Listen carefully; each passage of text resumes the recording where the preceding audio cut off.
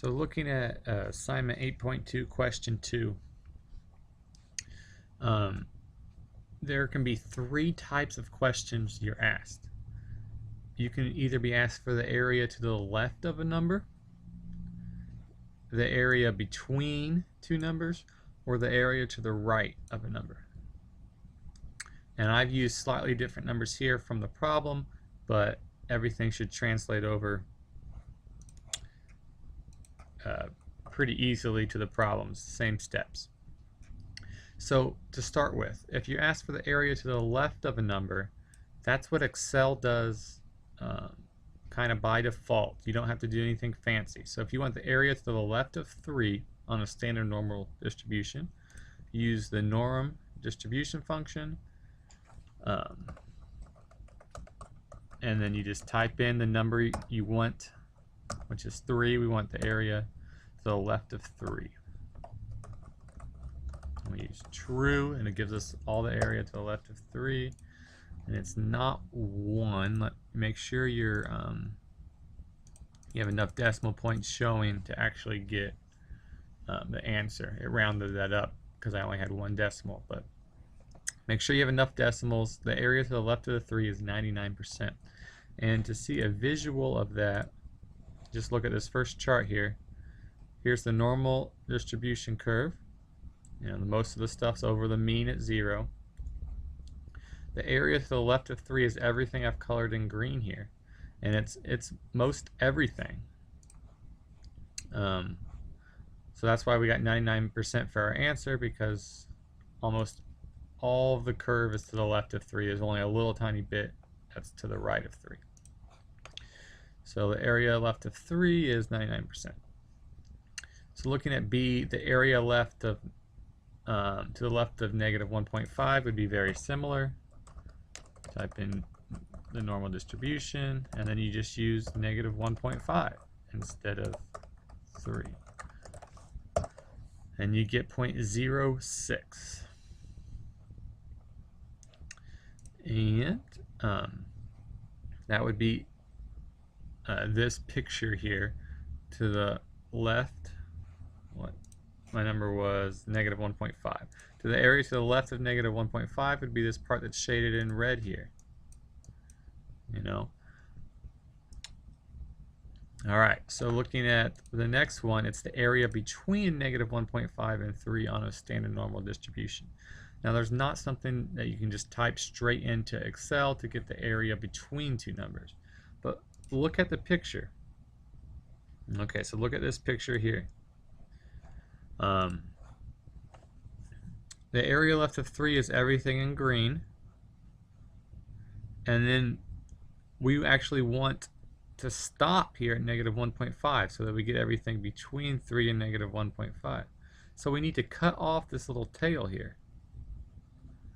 So what we're going to do is take all the area left of 3 and subtract the little tail part. Alright. So if we take all the area left of 3, and then if you subtract this tail part,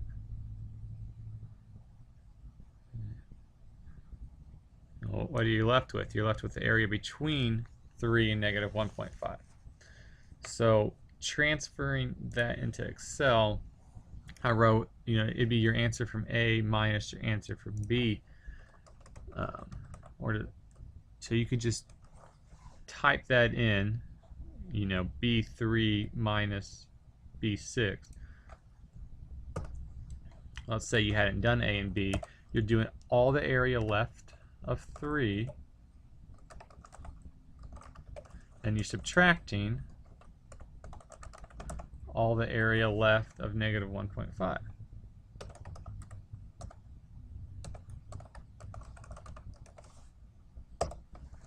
So you get, there's 93% of the area between those two numbers. Okay.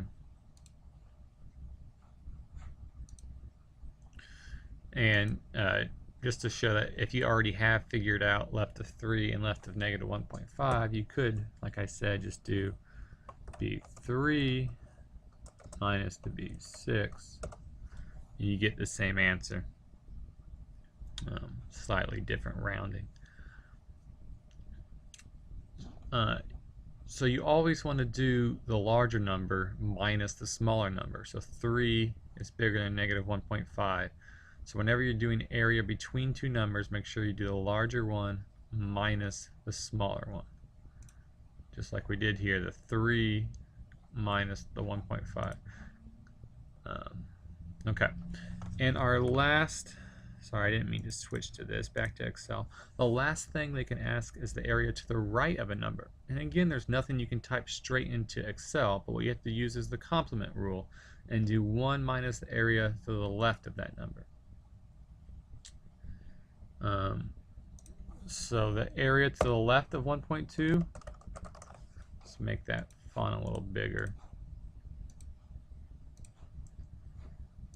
Okay. So 1.2, our standard normal curve here. The area to the left of 1.2 is 88% of the area. And look at that visually. It'd be this chart right here. All the shaded in blue here is to the left of 1.2. Here's 1.2 to the left. But we actually want it to the right. So how do you get that? Well, all the area under the curve is 1. 100% probability is 1. So everything under the curve has to add up to 1. And so if you just do 1, the whole thing minus the bit to the left, what are you going to be left with? If I would erase all this to the left, subtract everything to the left. Sorry, my eraser's a little small here. But when you erase all that, all you're left with is what is to the right. So if you do 1 minus that area to the left, so 1 minus the answer I just got, you get the answer of the area to the right. Okay, or you could type it in to get type it in directly. Equals 1 minus what you're trying to get here. Area to the left of 1.2.